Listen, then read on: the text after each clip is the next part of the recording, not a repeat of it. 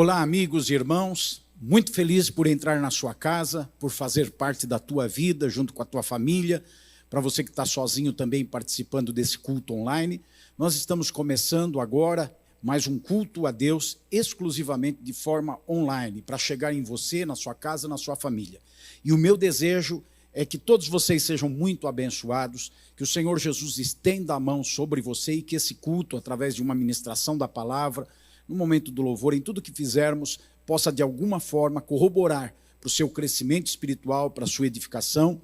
E você que ainda não tem uma vida regrada pelos parâmetros da palavra de Deus, você que ainda não teve um encontro pessoal com Jesus Cristo, trouxe significância para a tua vida, que mudou a sua forma de ser, eu espero de alguma forma cooperar para que isso aconteça. Você que sabe que precisa de uma nova vida e de uma nova postura na vida. Que Deus te abençoe. Vamos orar a Deus, convido você, se você estiver sozinho, ou se você estiver com amigos ou sua família, para todos nós orarmos juntos nesse momento, iniciando esse culto.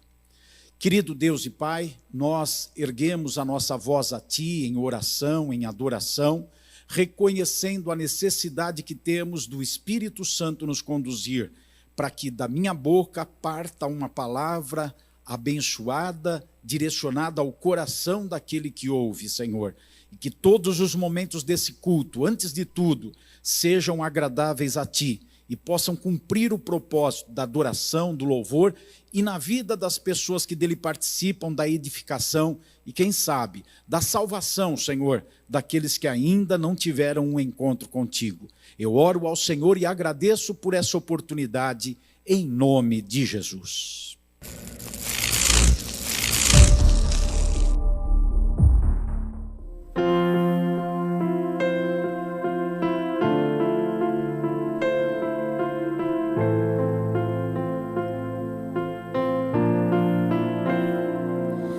Pra onde iremos nós?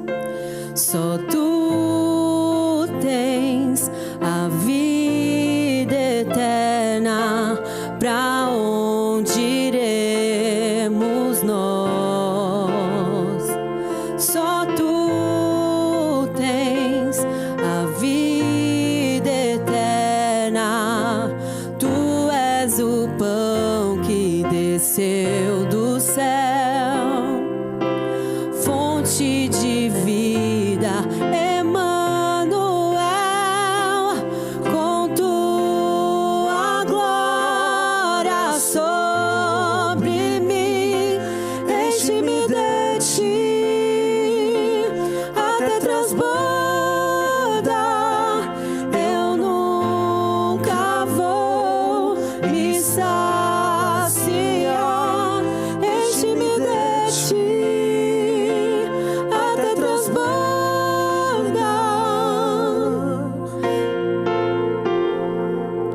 Tu és o pão que desceu do céu, fonte de vida, Emanuel, com Tua glória sobre mim, enche-me de Ti até transbordar. Eu nunca vou me saciar, enche-me de Ti até transbordar. Pra onde iremos nós? Só Tu tens a palavra de vida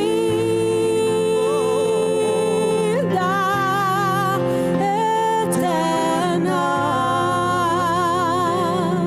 Pra onde iremos nós? Tu és o pão do céu, Tu és Emanuel, enche-me, enche-me até transbordar. Tu és o pão do céu, o Deus Emanuel, enche-me, enche-me até transbordar. Tu és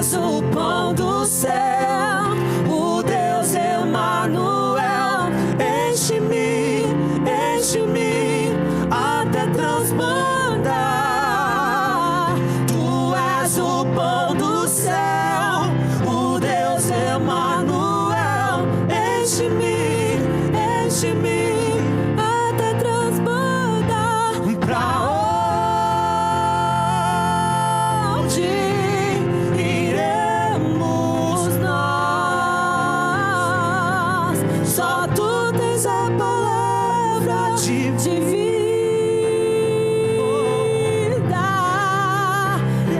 eterna. Pra onde iremos nós? O pão do céu, Tu Deus és, Emanuel. enche-me. Enche-me, enche-me até transbordar. Tu és o pão do céu. O Deus Emanuel. Enche-me, Enche-me, enche-me até transbordar. Tu és o pão do céu, o Deus Emanuel. Enche-me, enche-me até transbordar. Tu és o pão do céu, o Deus Emanuel. Enche-me, enche-me até transbordar. Enche-me, enche-me. Quero mais de ti. Enche-me, Senhor, até transbordar. Enche-me.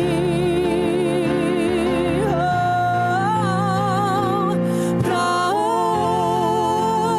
onde iremos nós?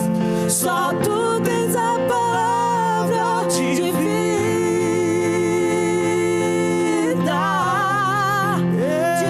eterna. Só tu tens. Pra onde iremos nós? Pra onde iremos nós? Se só tu tens, só tu tens a palavra de vida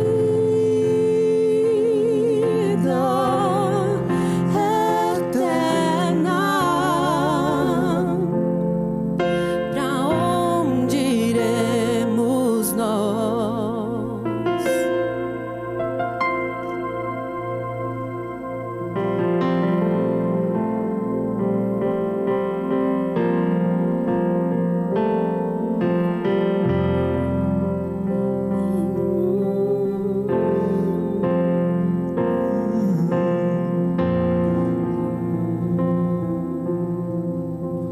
Porque Ele vive, posso crer no amanhã. Ele vive, Porque Ele vive, temor não há. não há, mas eu bem sei, Eu sei que a minha vida está nas mãos do meu Jesus, que vive está, que vive está. porque Ele vive, porque Ele vive.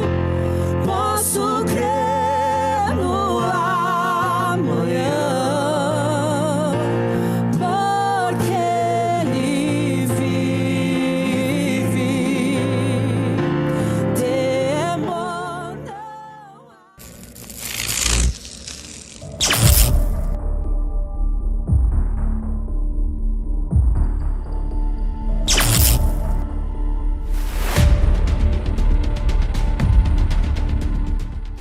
Chegou o momento que nós vamos compartilhar da palavra de Deus agora numa sequência de um estudo bíblico. Estamos fazendo uma série de mensagens curtas a cada culto online sobre as obras da carne em oposição ao fruto do Espírito, conforme Gálatas capítulo 5, versículo 20. Hoje nós vamos continuar dando características da vida daquelas pessoas que vivem e são manipuladas pela obra da carne. Hoje nós vamos falar sobre contenda, sobre divisão, sobre discórdia. Quero salientar que todos nós temos que fazer uma escolha na vida. Vivermos segundo a carne ou vivermos segundo o Espírito de Deus.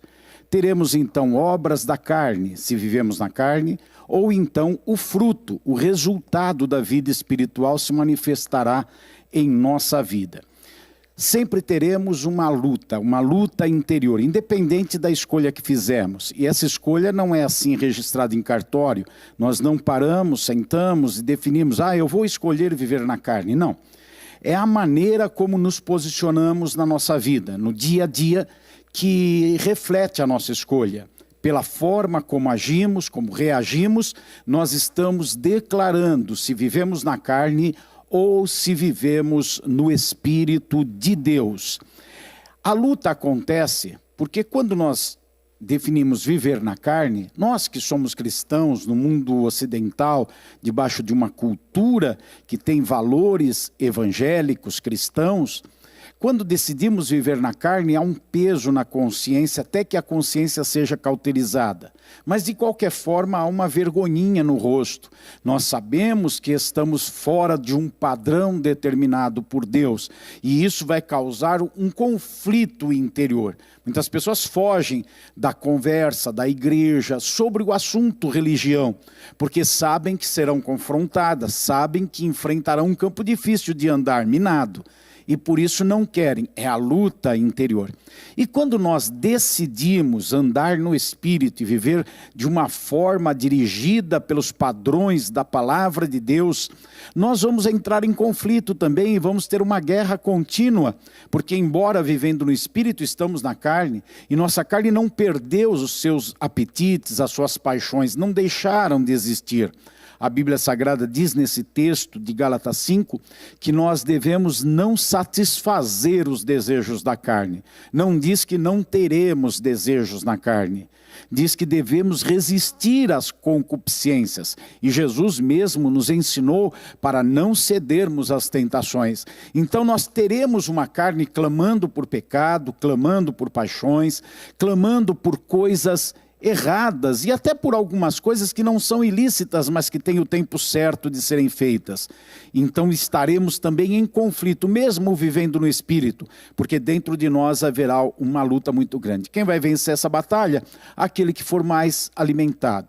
Se decidimos andar no Espírito, temos que alimentar uma vida espiritual, e então venceremos os impulsos da carne. Se vivermos na carne, nós precisaremos alimentar a carne, vivendo de acordo com paixões carnais, e então a carne prevalecerá. Aquilo que você mais alimentar vai manter a sua vida debaixo da determinada escolha que você fez. O reflexo das nossas escolhas se voltam para os relacionamentos. Tanto viver na carne como viver no Espírito vai influenciar decisivamente a forma como nos relacionamos, primeiro conosco mesmo, como nos aceitamos, como nos entendemos. E as pessoas que têm conflito consigo, elas carregam traumas, elas carregam complexos, elas carregam culpas, elas não se aceitam, seja de forma anatômica, pela sua anatomia, pela sua forma de ser física, seja pela sua forma espiritual, pelo seu emocional, seja pela sua conduta interior, no seu interior, como que elas são, as suas características de personalidade, elas estarão sempre em luta consigo mesmo. É um conflito relacional interior consigo mesmo. Também vai se refletir no conflito com as pessoas. Parentes, amigos, familiares, irmãos na comunidade de fé que se frequenta. Vai ser uma vida com dificuldade nos relacionamentos. porque vive na carne, ou então uma vida de bons relacionamentos, porque vive no Espírito. Também haverá um reflexo, prioritariamente, principalmente no relacionamento com Deus. O apóstolo Tiago nos ensina no capítulo 4, versículo 4, que aqueles que são amigos do mundo, consequentemente da carne, são inimigos de Deus. Qualquer que quiser ser amigo das coisas que a carne indica, vai ser inimigo de Deus, o seu relacionamento com Deus vai ser conflitivo. E aquelas pessoas que andam no Espírito, a Bíblia diz que terão vida e terão paz, porque Deus vai semear na vida delas. Então elas terão um relacionamento amistoso com Deus. Vamos para a continuidade dessa série de mensagens. Nós vimos e estamos vendo cada uma das características do viver na carne. Nós vimos recentemente, num episódio anterior, nós vimos sobre as inimizades. É uma característica da obra da carne. No último episódio nós vimos sobre ciúmes, outra característica das obras da carne. E hoje, em Gálatas 5:20, vem a terceira palavra que indica uma vida na carne, a discórdia. Também em outras traduções chamada de contenda, ou seja, discórdias ou contendas, conforme preferir. No meio cristão evangélico, a palavra contenda ela é mais conhecida, é mais usual. Então as pessoas que vivem na carne são contenciosas. Vamos olhar primeiro o que a contenda faz. Entendo que a contenda é o maior inimigo da igreja, porque é o cavalo de Troia. A contenda é o inimigo dentro da igreja. O inimigo fora da igreja é Satanás, é o sistema do mundo, são as pessoas que se levantam em nome de Satanás sem saberem para fazer oposição à igreja, é o sistema do mundo que é contrariado e combatido pelo sistema do reino de Deus. Esses são os inimigos exteriores, eles já estão derrotados, já são vencidos, eles não podem nada contra a igreja do Senhor. Satanás já está esmagado debaixo dos pés de Jesus, a igreja tem autoridade sobre as trevas, as portas do inferno não prevalecem contra a igreja. Mas o grande problema da igreja é o inimigo dentro dela. E o inimigo dentro dela tem nome: contenda. Tem pai e mãe, aqueles que fazem a contenda, aqueles que vivem na contenda, aqueles que são contenciosos. Por que são contenciosos? Não porque eles querem ser contenciosos, mas porque na vida deles, do dia a dia, eles vivem na carne. Eles vivem entregues às paixões, aos seus desejos, ao suprimento até das suas necessidades de forma ilícita. E tudo isso é viver na carne. Eles são dirigidos pelos seus sentimentos. Já ouviu a expressão, faz o que o teu coração manda? É uma forma de dizer viva segundo a carne, viva segundo as suas emoções, suas vontades, seu querer. Então às vezes até dentro da igreja, em meios cristãos, infelizmente até em cima de alguns púlpitos, se ouve essa expressão, faz o que o teu coração manda. A Bíblia diz que o coração é enganoso, ele pode ser corrupto, ele pode ser instrumento maligno, ele pode ser uma ferramenta para conduzir a uma pessoa ao inferno. E é isso que a carne faz.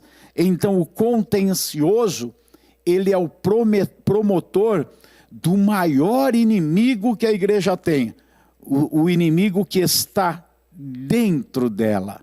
O oposto de ser opositor, de ser contencioso, de ser uma pessoa de discórdia, é aquele que vive na unidade. A unidade é o padrão de vida da igreja. Jesus nos chamou a viver em unidade. Querem ver? Vamos olhar dois textos bíblicos, lá no Evangelho de João, Evangelho escrito por João no capítulo 13, os versículos 34 e 35. Vamos olhar, você está com a sua Bíblia, acompanhe, ou também acompanhe pela tela, mas é muito bom fazer esse estudo com anotações, sempre muito atento, com a Bíblia perto de você. Vamos ver, João 13, 34. Jesus diz, eu lhes dou um novo mandamento, que vocês amem uns aos outros, assim como eu os amei, que também vocês amem uns aos outros. 35. Nisto todos conhecerão que vocês são meus discípulos, se tiverem amor uns aos outros. O amor é o fator determinante para uma pessoa viver em unidade ou viver em contenda. Aquela pessoa que ama conforme os padrões estabelecidos pelo Senhor Jesus e nos ditames da palavra de Deus, o amor verdadeiro, o amor que Jesus tem, que o Pai tem, que o Espírito Santo tem, que foi demonstrado a nós na morte de Cristo na cruz. Quando alguém tem esse amor, ele vive em unidade. Quando não tem esse amor, ele vive na contenda. Então está aí definido o padrão que conduz a pessoa à unidade ou à contenda. Vamos deixar claro que ninguém consegue ser uma pessoa em unidade sendo contencioso. E ninguém consegue ser uma pessoa contendeira e viver em unidade. É água e óleo, não se mistura, não dá para ser as duas coisas. Outro texto, também palavras de Jesus em João, agora no capítulo 17, o versículo 21. São tantos versículos, tantos textos, eu apenas quis destacar esses 3 versículos. Agora João 17, 21 diz assim: a fim de que todos sejam um, olha a unidade, e como tu, ó Pai, estás em mim e eu em ti, olha a unidade, também eles estejam em nós, agora é a nossa unidade, nós que estamos em unidade, com a Trindade que está em unidade, para que o mundo creia que tu me enviaste. Olha a melhor maneira de pregar o evangelho aí. É a unidade da igreja, a unidade entre os irmãos, irmãos que se amam, que amam até aqueles que os perseguem. Essa unidade potencializa a palavra pregada no púlpito, potencializa o evangelismo pessoal que cada membro da igreja faz no seu dia a dia, no comércio, no trabalho, em casa, com as pessoas. A unidade dentro da igreja dá o pano de fundo para que o Espírito Santo faça a obra dele de convencer os pecadores das suas necessidades espirituais. A contenda é a resposta de Satanás ao propósito de Deus. A contenda, consequentemente, o contencioso, o contendeiro, é a resposta que o diabo dá. Ou seja, se Deus pela unidade salva o pecador, eu, diz Satanás, pela contenda envio as pessoas para o inferno e impeço a salvação dos pecadores, despotencializo a pregação do púlpito, despotencializo o evangelismo pessoal feito pelos crentes nas ruas e aonde eles estiverem. Portanto, a contenda é terrível, é veneno que mata. E a contenda é uma obra da carne. E, infelizmente, ela se faz presente no meio cristão. Sempre houve e sempre haverá os contendeiros. Cabe a você, cabe a mim, respondermos se somos um deles. E não somos ou deixamos de ser poeticamente porque queremos. Somos ou deixamos de ser com as nossas ações e reações, com a nossa conduta. Se não amamos, não temos unidade, consequentemente seremos contendeiros. A contenda faz parte do convívio social degenerado. A contenda ela é algo presente quando os relacionamentos estão apodrecendo. Ela faz parte em todos os grupos sociais. A contenda dentro de casa, a contenda entre alunos na escola, a contenda entre colegas de trabalho, a contenda política, a contenda religiosa, a contenda dentro da igreja, a contenda em todos os ambientes. E isso degenera o meio, degenera o grupo. Todavia, a contenda no âmbito secular faz com que as pessoas se suportem e convivam. Elas até são educadas entre si mesmos, sendo contendeiras. Por quê? Porque lá no emprego está em risco a perda da renda. Então, porque não tem renda, a pessoa que é contendeira, ela engole alguns sapos, alguns mosquitos, alguma manga com caroço, porque ela não quer ficar sem dinheiro para pagar as contas, para comer, para pagar aluguel, para sustentar a família. Então, a contenda é administrada no ambiente secular e as pessoas fazem o seu trabalho mesmo sendo contendeiros. Na escola, a mesma coisa, os alunos estão lá para estudar e alguns não se suportam, são contendeiros, mas eles estão lá buscando uma graduação.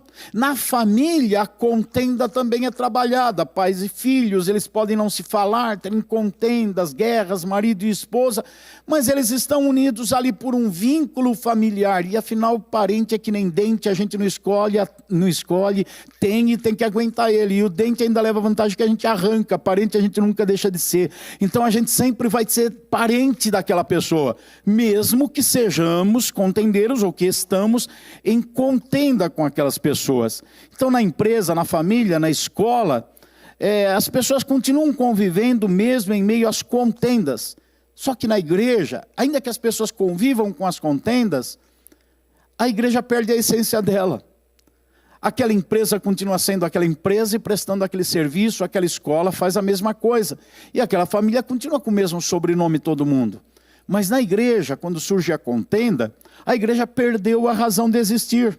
Ela perdeu a essência dela, ela deixa de ser igreja. Pode ter a placa lá, igreja, mas ela deixa de ser igreja, ela vira negócio, ela vira instituição, ela vira ONG, ela vira clube, ela vira centro de relacionamento, ela vira um monte de coisa, mas ela deixa de ser igreja. Aquela coluna e esteio da verdade que Paulo fala para Timóteo, a igreja é a coluna, é o esteio da verdade, é o que mantém levantada a verdade que liberta. Então a igreja deixa de ser igreja e passa a ser qualquer outra coisa, um Frankenstein, deixa de ter as características que tem que ter. O que é a contenda? Vamos buscar agora uma conclusão, averiguando o que é a contenda. A contenda é a discordância que produz inimizade. Discordância sempre existe. Pessoas que estão em paz, em unidade, podem ter discordância. Mas quando essa discordância vira uma inimizade, uma guerra, veja a obra da carne manifestando. A discordância, a contenda, a discórdia é uma obra da carne. Ela produz outra obra da carne, a inimizade. Aí as pessoas ficam inimigas entre si. Aí está estabelecida a contenda, o problema. Então, contender é discordar. Mas discordar em si não é contenda. Discordar em si passa a ser contenda quando leva à inimizade. E aí as pessoas não se aceitam mais. Discordar de forma amigável, ainda que firme, é algo bom até para um ambiente. Mas ela é feita com uma característica, respeito. As pessoas discordam, mas têm respeito uma pela outra. Agora, quando há inimizade e virou contenda aquela discordância, então acabou o respeito. Não existe mais respeito. Como é que nós entendemos o respeito? O respeito é a capacidade de querer entender o outro. Não significa que vai aceitar, mas ouve, presta atenção e busca compreender o que o outro está entendendo, falando, vivendo. Isso é o respeito. Quando não se tem respeito, a pessoa ouve sem querer entender. O contencioso é essa pessoa que está disposta a defender a sua opinião sem considerar a opinião do outro. Esse é o contencioso. É aquele que ouve alguém, vê a postura de alguém, discorda, mas não quer entender o outro lado. Não quer entender porque a pessoa pensa aquilo, fala aquilo, vive daquela maneira.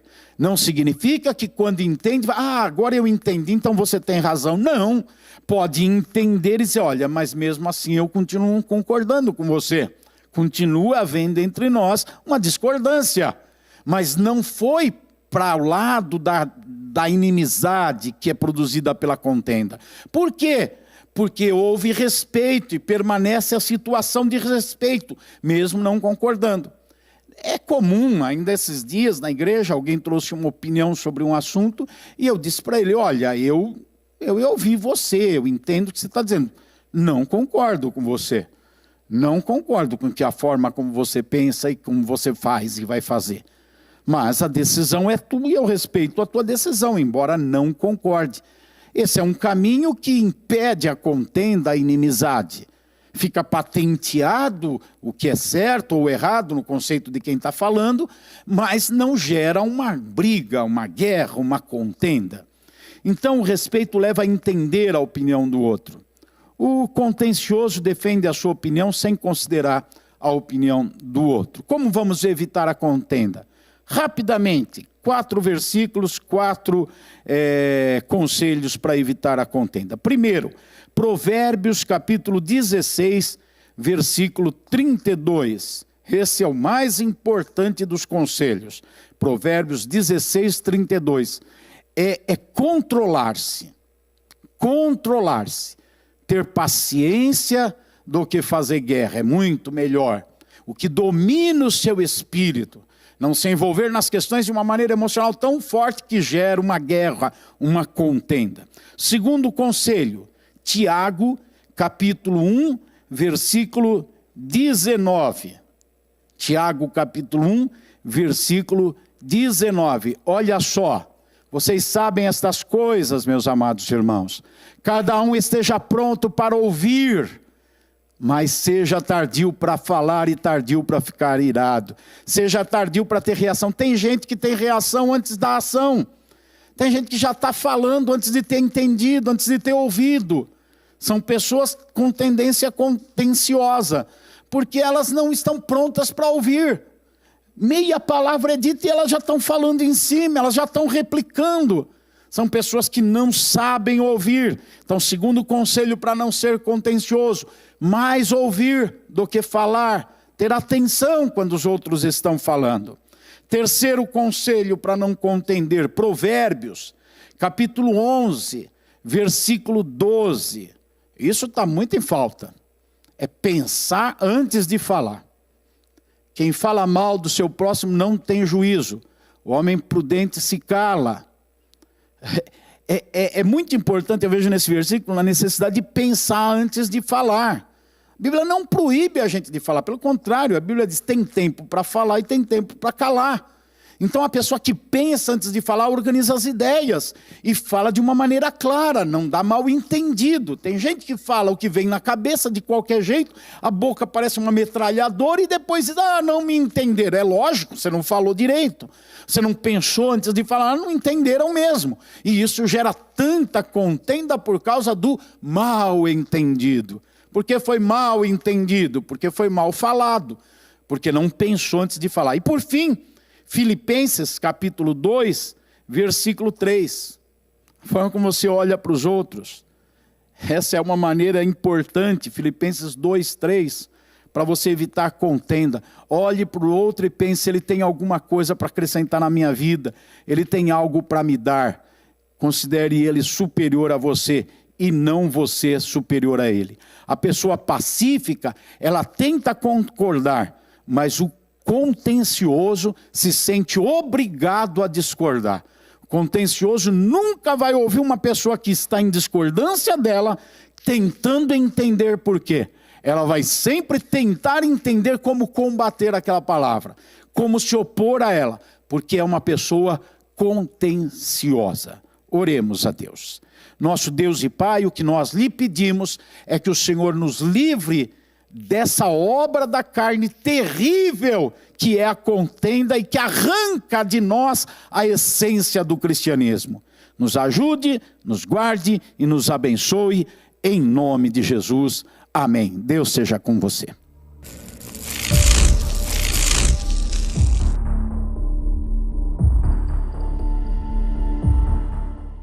Estamos nesse culto exclusivamente online, na Casa de Oração para Todos os Povos, na verdade na capela da Casa de Oração para Todos os Povos, que é o templo da Igreja Brasil para Cristo no Mandaqui, e estamos fazendo esse culto com uma ministração breve sobre a sua vida, para alimentar você, para te fortalecer, e ele é exclusivo pela internet.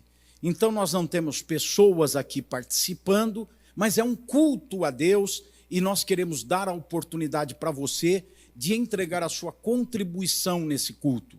Há pessoas que só conseguem cultuar a Deus assim, de forma online, devido ao lugar onde mora ou devido a uma situação que vivem nesse momento. Esse culto pode estar chegando alguém encarcerado, pode estar chegando alguém hospitalizado, pode estar chegando alguém que tem dificuldades de sair da sua casa, pode estar chegando alguém que pelo seu horário de trabalho não consegue se locomover até um templo.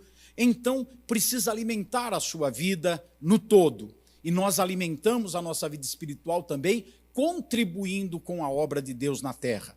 Como tudo que existe nesse mundo, é necessário haver recursos para uma materialização. O reino de Deus é espiritual, a mensagem é espiritual, ela é gratuita, tanto é que você recebeu e vai continuar recebendo, independente de qualquer postura que tenha nesse momento, porque nós oferecemos de graça, e tem que ser de graça. Mas há aquelas pessoas que têm o desejo de ver a obra de Deus continuar, de ver a obra de Deus prosperar, e também têm a confiança de que quando investem na obra de Deus, Deus investe na vida delas, Deus cuida delas. Aliás, não criaram isso na sua mente, mas a palavra de Deus traz essa referência, que quando semeamos, Deus nos dá mais semente para podermos semear mais.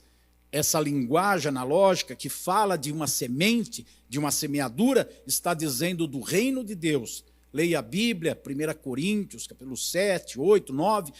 Nesses capítulos você vai chegar a essa conclusão.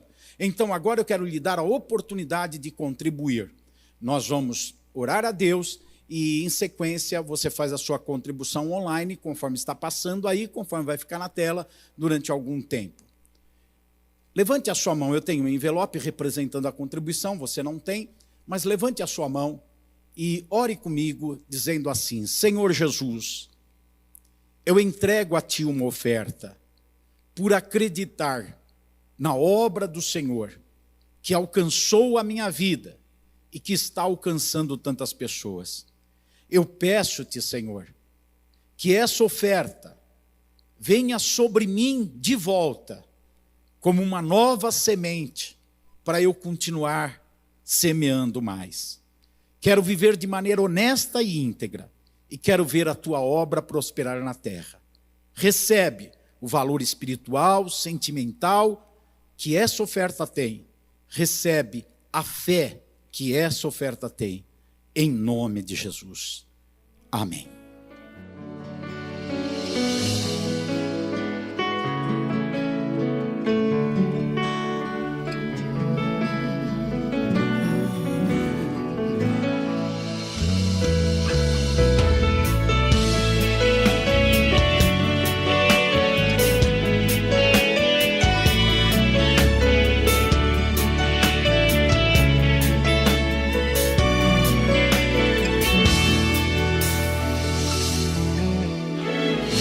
Quem vive com Cristo é feliz, quem anda com Ele é feliz. Vida diferente é a vida do crente, cheia de esperança e amor, aguarda a volta do Senhor. Ó dia alegre em que vai chegar. Bom, chegamos ao final desse culto exclusivamente online, aqui da Casa de Oração para Todos os Povos, na verdade da Capela da Casa de Oração para Todos os Povos, que é o nosso templo menor, onde nós estamos buscando edificar e fortalecer a sua vida. Eu oro a Deus e peço que o Senhor abençoe a sua casa, eu peço que Deus abençoe a sua vida, eu peço que Deus abençoe a sua família. Deus te guarde. E até o nosso próximo culto online, nessa série de mensagens sobre obras da carne e fruto do Espírito, às segundas-feiras. E nos outros dias, outras séries de mensagens estão passando. Deus te abençoe, Deus seja contigo.